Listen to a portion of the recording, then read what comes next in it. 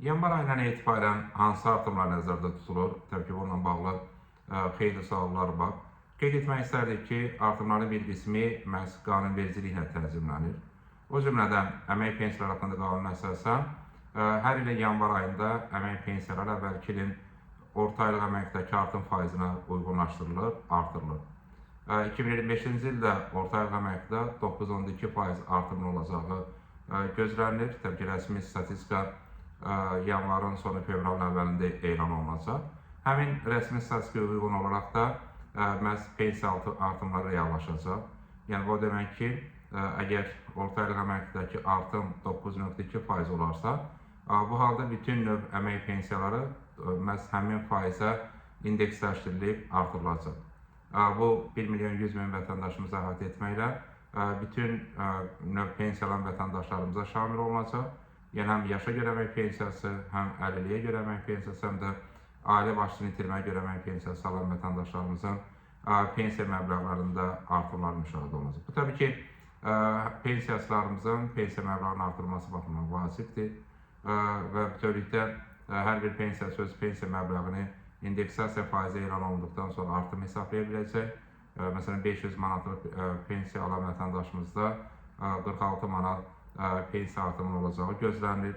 Təbii, dəqiq rəqəm yeni qeyd edirik ki, fevral ayının əvvəllərində elan olunacaq.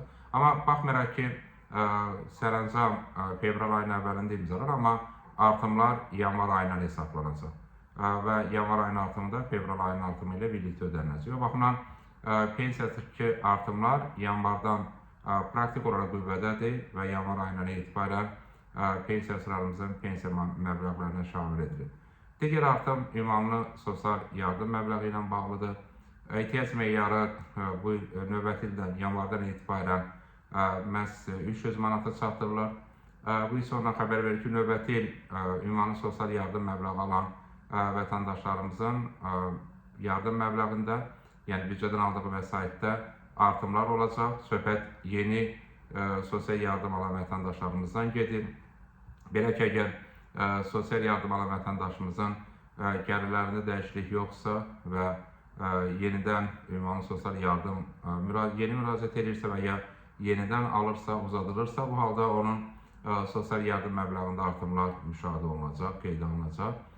Bu, praktik olaraq ehtiyac meyarının artmasının əsasında həmin vətəndaşlarımızın büdcədən aldığı yardım məbləğinin artmasına gətirib çıxaracaq. Hal-hazırda 84 mindən artıq ailə və ya təxminən 350 mindən artıq ailə üzvləri məhz ünvanlı sosial yardım proqramından faydalanırlar. Bu demək ki, vətəndaşlarımızın ünvanlı sosial yardım məbləğlərində də artımlar müşahidə olunacaq.